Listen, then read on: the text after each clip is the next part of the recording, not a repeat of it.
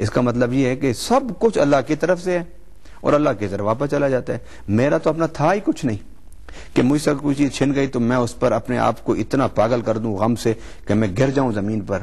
وہ جس نے دی تھی کوئی چیز کوئی نعمت اس نے واپس لے لی. اب اس میں فلسفہ تقدیر بھی آ جاتا ہے کہ ہم اللہ کی تقدیر کو سمجھیں, اللہ کے تصرف کو سمجھیں, اللہ کی رضا کو سمجھیں اور اس کی رضا پر راضی رہنے کی کوشش کریں. ایک انداز یہ جو انداز ہے, یہ انداز کہ اپنے آپ کو غم میں لٹا دینا اور دنیا کے معاملات کو ترک کر دینا, یہ در حقیقت اللہ کی رضا سے مقابلہ ہے.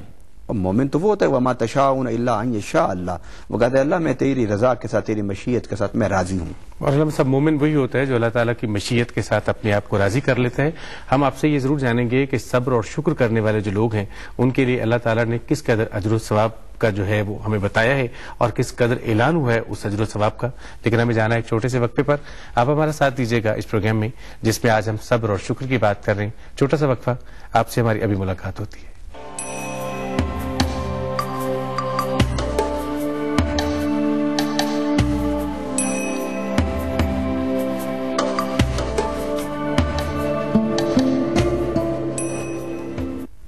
آپ سب کو ایک بار پھر ویلکم کہیں گے اس پروگرام میں جس میں آج ہم صبر اور شکر کے حوالے سے بات کر رہے ہیں. علامہ صاحب وقفے سے پہلے اپنے بڑی تفصیل کے ساتھ بتایا صبر اور شکر کرنے والے لوگوں کے حوالے سے.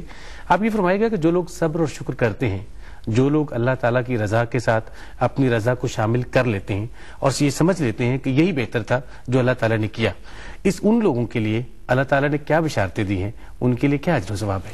سب سے بڑی بشارت ان کے لیے یہ ہے کہ ان کی زندگی اور ان کی موت یہ دونوں آسان ہو جاتی ہیں. آپ دیکھیے کہ جو لوگ اللہ کی رضا کے ساتھ راضی ہو جاتے ہیں اور اللہ کے فیصلوں پر صابر ہو جاتے ہیں, وہ دنیا میں اس طرح رہتے ہیں جس طرح کوئی مسافر ہو. وہ دنیا میں کوئی اپنے ذہن کو اپنے دل کو اس طرح منہمک اور غرق نہیں کرتے. وہ نظر اللہ پر رکھتے ہیں. کوئی چیز مل جائے تو الحمدللہ, کوئی چیز چھن جائے تو انا للہ.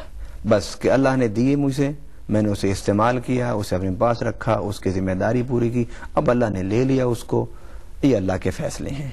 تو ایک تو سب سے بڑا فائدہ رب کی رضا کے ساتھ چلنے کا اور صبر و شکر کا راستہ اختیار کرنے کا وہ یہ ہے کہ انسان کی دنیا کی زندگی آسان اور آخرت کی زندگی اللہ کی نعمتوں سے بھر جاتی ہے.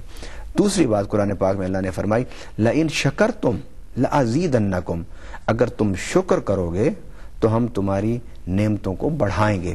والئن کفرتم, اور اگر تم ناشکری کرو گے, کیونکہ کفر کا معنی ناشکری بھی ہوتا ہے. والئن کفرتم ان عذابی لشدید, اگر تم ناشکری کرو گے تو جو کچھ تمہارے پاس ہے وہ بھی اللہ کی عذاب کی شکل میں وہ بھی چھن جائے گا تم سے.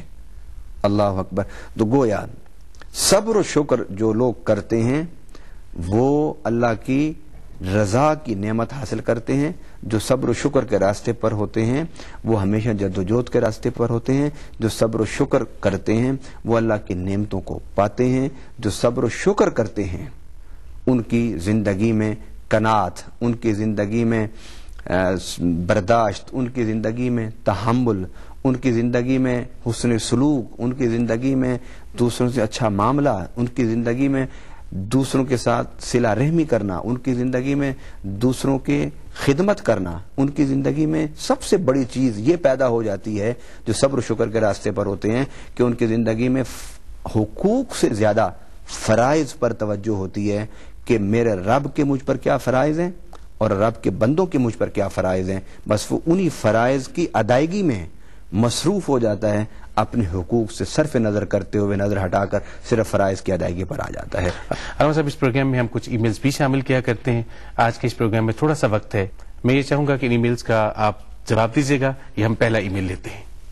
علامہ صاحب یہ ای میل ہمیں بھجوایا ہے ظہیر احمد صاحب نے, اور یہ ہیں ڈھوک کشمیریاں راولپنڈی سے. فرماتے ہیں کہ